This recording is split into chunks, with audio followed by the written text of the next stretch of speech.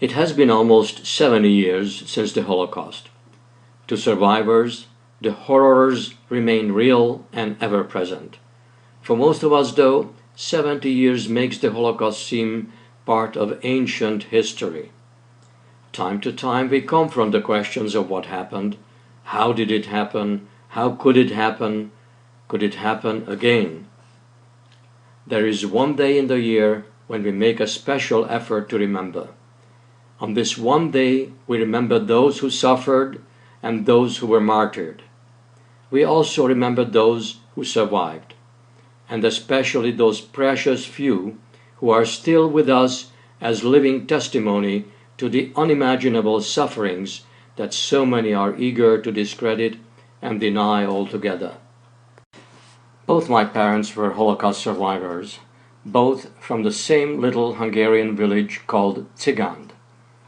According to my observations, there were two groups of survivors: those who couldn't bring themselves to talk about what happened, and those who couldn't stop talking about it. My parents belonged to the second group. I literally grew up with their painfully relived stories and recollections of their tormented youth. My late father, Avram Yitzhak ben Michael alav hashalom, has painstakingly collected and documented the names of the Jewish families of Cigand who perished in the Holocaust. After the passing of my father a few years ago, I created a website dedicated to the memory of the Jewish souls of this little-known village who were murdered in the Holocaust. As a descendant of survivors, I felt I owed this task not only to the victims, but also to the coming generations. This is a partial list of statistics that highlights the magnitude of the tragedy. Of special interest, one must note the brutal effectiveness with which the Jews of Hungary were deported and murdered. Hungary, having been allies of the Germans, escaped the mass deportation of its Jewish population until quite late in the war. Germany occupied Hungary only in March 1944. Adolf Eichmann, with only a handful of his cronies, but with the eager support of the Hungarian gendarmes, managed to round up and deport most of the Jewish population by midsummer of 1944. Of the 300 or so Jewish souls of Cigand, only about 80 survived the Holocaust. Today, we honor the only two living survivors of this little-known village: my paternal aunt, Aranka Varadi, and my mother, Ella Revai. Both suffered the same fate, lost their respective families, and lived through the same hellish events. After the last day of Pesach, April 16, 1944, the Jews of Cigand were rounded up and taken to the ghetto of nearby Sátoraljaújhely. On the picture is the last desperate farewell postcard written to my father by his mother from the ghetto just a few days before their deportation to Auschwitz. "We received your parcel, everything was good, but don't send any more. We are leaving. May God be with you, your loving mother." My father, who at the time lived in Budapest, carried this postcard with him throughout his ordeals in Bergen-Belsen. And so the cattle cars were loaded and the trains started rolling. Following is the story of her deportation, the torments in the various camps, and the eventual liberation as written by my mother, Ella Revai. At the ghetto, we were loaded into cattle cars, 80 to 85 people crammed in each car. No water, no toilet. We were locked in and couldn't imagine where they were taking us or what our fate would be. After a 3 days journey, we arrived in Auschwitz on May the 28th, 1944. They chased everyone out of the train. The women and men were herded separately. The children stayed with their mothers. Here I was separated from my father, whom I never saw again. We were lined up in rows of 5 and marched in front of the SS selection team.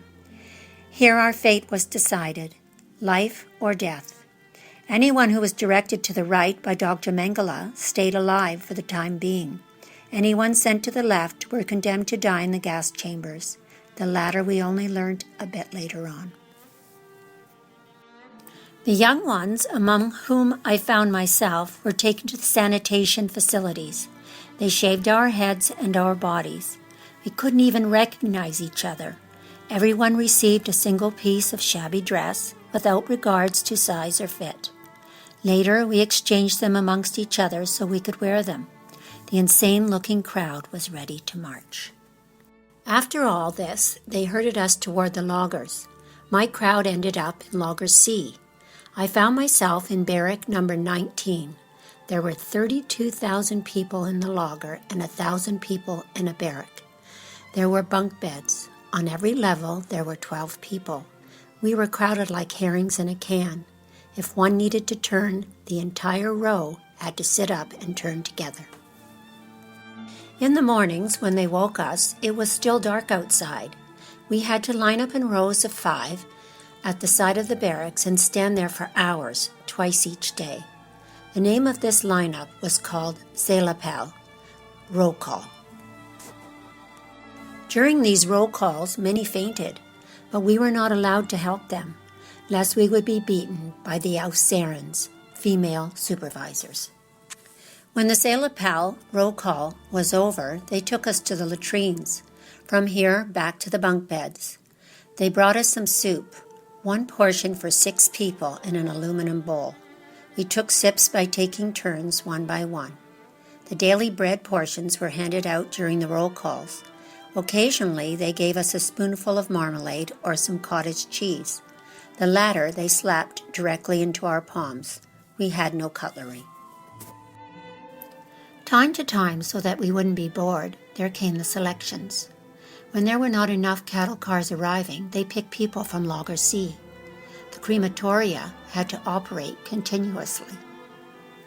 The selections were conducted in the most degrading manner. Most of the time we had to stand bare naked. On our left arms hung our rags that were our clothing. With our bald heads, we looked like patients in an insane asylum.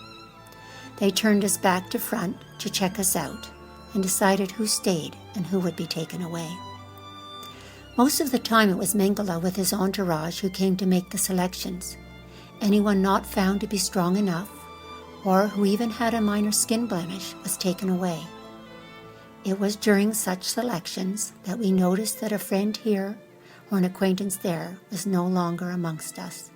They were taken away. Their disappearances were very painful every time. Occasionally, we were taken to the sanitation stations. They were very afraid of epidemics. Many people had the scabies. On one occasion, my cousin also ended up with this disease. I tried to sneak after her to the camp's infirmary, but didn't succeed in staying with her.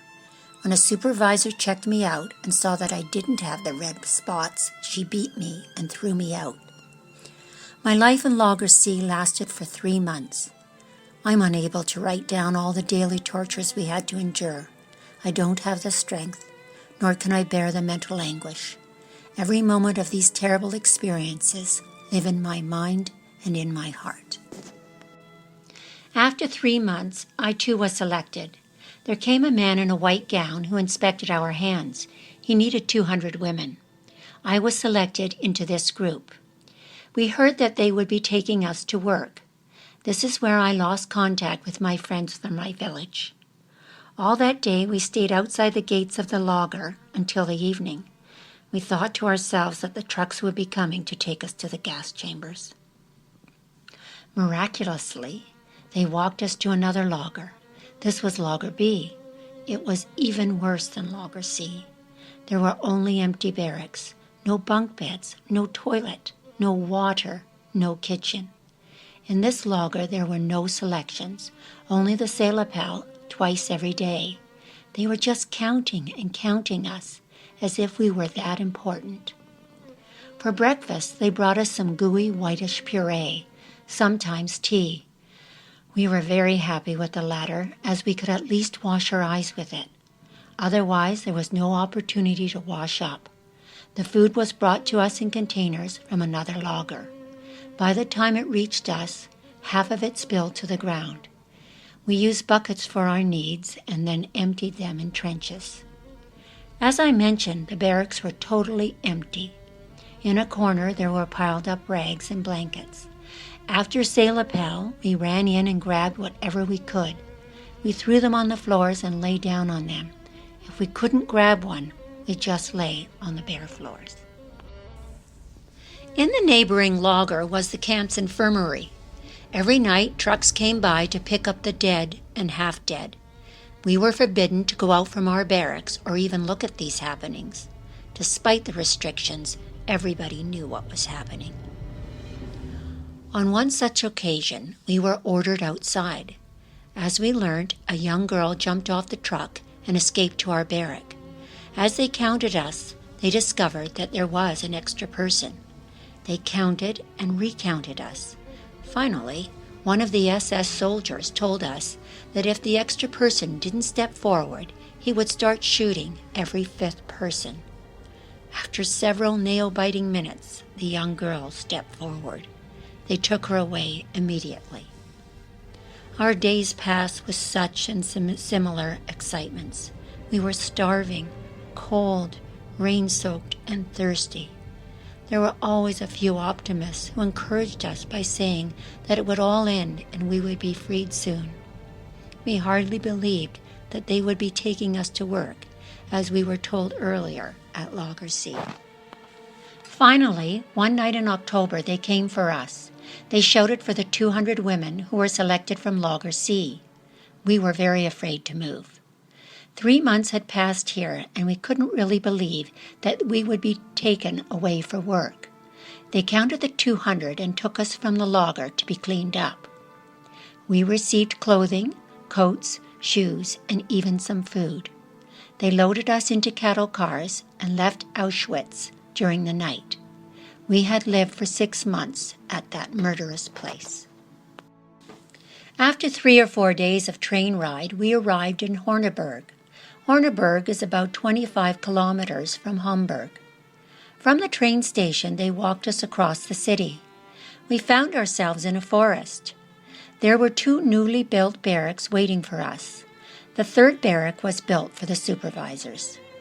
They gave us 2 blankets, a bowl, and a spoon. Things we hadn't seen for 6 months. It was unbelievable. We were very happy and began to believe that indeed we were brought here to work. And so it was. We worked for an airplane parts manufacturing operation. The sign over the entrance said it was the Lederfabrik, leather factory. Here we had a surprise. The same white-gowned man who selected us from Lager C assigned us to various workstations, again by looking at our hands. We worked in 3 shifts. Every day we had the long walk from the forest to the city. The supervisors, Officeren, made us sing all the way. We were freezing all winter long. We were bald, no socks, and only a ragtag coat and wooden clogs for shoes. At this location, at least we had some bathing facilities. Here, too, we had wooden bunks, 1 per person. 2 women received 1 cotton towel to share. We wrapped these on our heads and alternated daily with our partners. Of course, the towel was wet from drying ourselves with it every morning. We worked in Horneburg from October to February 1945. In relative terms, this was the most bearable place of all the others. The SS Ausserens, unfortunately, almost without exception, were dreadful. They invented various ways to make our lives miserable. For these women, we were their Sunday entertainment. They had us stand say lapel in our off times. They counted us day and night. On one such occasion, they grabbed me and another girl from Mauremoris. They thought that we were laughing at something. They took us to their quarters and they beat us savagely with a wooden rod. For weeks we were turning and tossing from the painful stripes on our backs. We were not to tell anyone what they had done to us. Had they had any human souls, we could have been spared these extra tortures. At the factory, the food wasn't too bad. The factory manager wasn't treating us badly either. Our immediate supervisor was a Dutch prisoner who was exceptionally nice. Occasionally he brought us apples. He tried to lift our spirits by saying that the war couldn't last much longer. I wish we knew his name. Today he could be acknowledged as a righteous Gentile. His humanity in these circumstances meant the world to us. And so time was passing. The air raids became more frequent. Hamburg was being bombed. Suddenly, one February day, they put us on a train to some place. We never knew where they were taking us or what our fate would be. We arrived at a place called Porta. There was a hidden factory carved deep down inside a karst mountain. They put us to work immediately. As we learned later on, the place was being built by male prisoners, many of whom died as a result of the very harsh conditions. Here again, we met with our Dutch supervisor, who was brought here before us in order to set up the factory for our arrival. Here we lived and worked in unimaginable circumstances. We hardly had anything to eat. Even if they brought us some soup, by the time the containers arrived to the mountain, most of it spilled to the ground. There was hardly any left to distribute. While we worked, we heated some water on the gas burners, which were used to seal the glass tubes that we made, and we drank it in order to have some strength to finish the shift. Here at Porta, even our kind Dutch supervisor couldn't help us any longer. Often he said that he didn't have anything to pass on to us. He truly felt sorry for us. The Germans urged us to produce more. They thought it would help their cause. Later on, even this place was no longer safe. The Allies were rapidly approaching. There was some hurried construction of new barracks at Porta. Our work was stopped. One day they brought us up from the cave factory and marched us on. Perhaps they didn't know where to. They took us to the new barracks built at Porta. There were many prisoners crowded there. They were trying to hide us from the approaching liberators. There was total chaos. Soon they took us further from there to Fallersleben and Oldensleben, sometimes by train, at other times on foot. Here or there they left behind 50 to 60 prisoners, Häftlings, depending on how many the loggers on the way would accept. The situation was horrific. Finally, the Americans caught up with us, and we were liberated at Salzwedel on April the 14th, 1945. Here, too, there was a concentration camp with who knows how many people. We were all starved, walking skeletons. When they started shouting that we were liberated, we didn't even have the strength to walk to the gates. As it turned out, the Germans tried to blow up the lager before the Americans got there. Fortunately, there were some already liberated Italian Jewish prisoners in town. They noticed what was being prepared and they managed to cut the wires. The Germans had no time to repair the damage because the Americans arrived. We owe our lives to these Italian prisoners. The same night, the Americans took us by trucks to an evacuated German military base. They gave us beds and fed us. There was plenty to eat, and they were very mindful of our cleanliness. The survivors started searching for their relatives and friends. There were lists prepared with everyone's names, which were copied and taken to other liberated groups at nearby facilities. Many found relatives or friends this way. We started moving about. The situation was quite chaotic. The Germans were gone. We were free. We found temporary refuge at nearby Hillesleben, which was a picturesque little town. Beautiful trees and shrubs and flowers, just like a vacation spot. Tidy houses with flowers everywhere. Cleanliness all around. After a hellish year, everything looked miraculous to us. The Americans took good care of us, except they were not in a hurry to get us back home.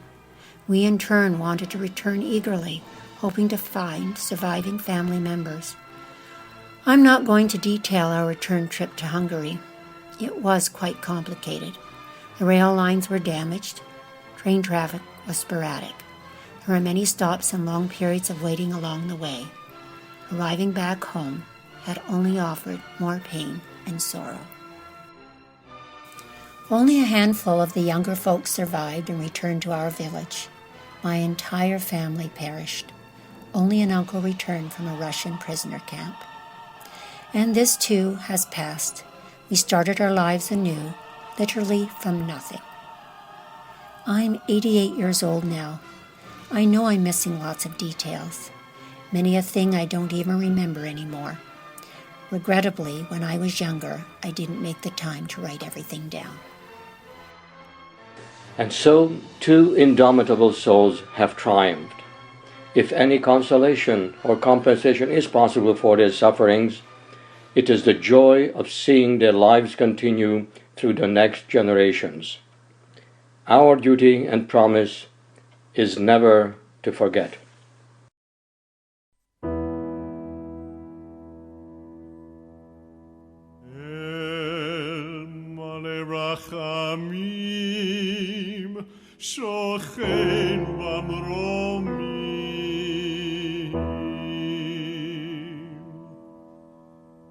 המצא מנוחה נכונה תחת כנפי השכינה עם קדושים וטהורים כזוהר הרקיע